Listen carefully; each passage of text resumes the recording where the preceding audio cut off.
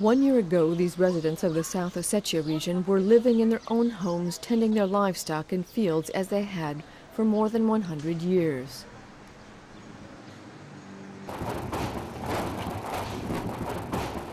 But on August 8, 2008, their lives changed forever.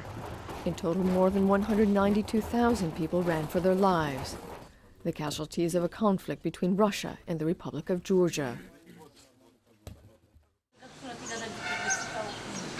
Elderly Shura lived in her home in South Ossetia for more than 40 years, but when she heard Russian forces were moving in, she fled.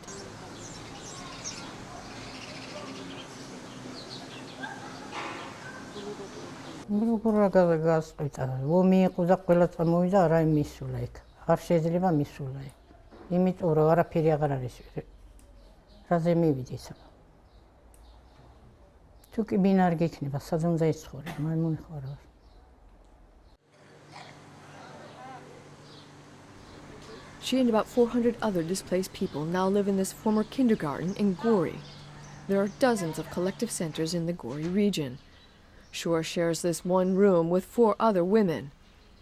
Residents share bathrooms, and there are no showers in the building, and everyone uses the same kitchen.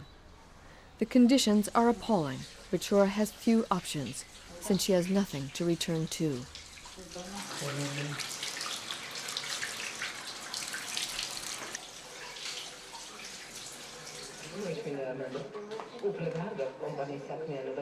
After the 11-day conflict ended, about 50,000 people did return to their villages, but tens of thousands remain without a place to go back to. The government of Georgia responded to the humanitarian crisis by creating settlements for displaced families.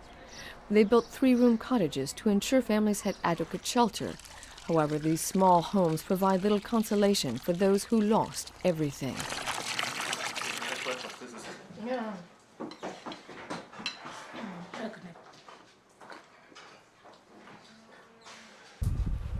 Olias დინავს აქეთ უკანას პალნაში ჩვენ იქით მეუღლეს და მე იქითკენ და ციურისას დინავს იქ Oliasთან ერთად.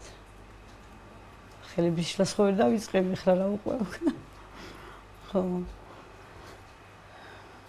აი ესე შედგება ეს ოჯახი. იმათ იქითაც დინავთ და ჩვენ იქითკენ. ხო. კიდე შეკითხვა დასახება და ეს Sharina and her grown children share 2 cottages. With the allowance from the government, they bought a cow to provide them with milk and cheese. However, none of the family members has found work. They live on handouts and what they can produce in their garden. While life is limited, they're thankful they no longer live in a collective center.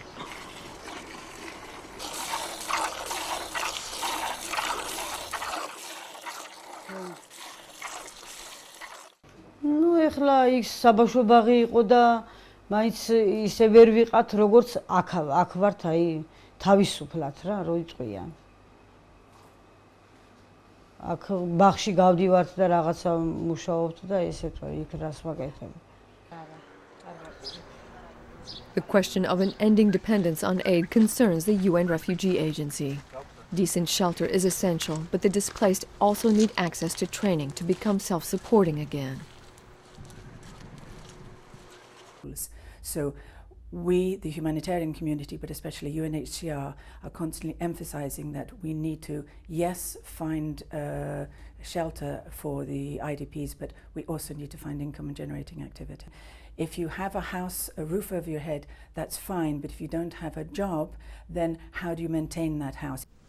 1 year after the conflict, the political situation in the region remains volatile and many lives remain in limbo.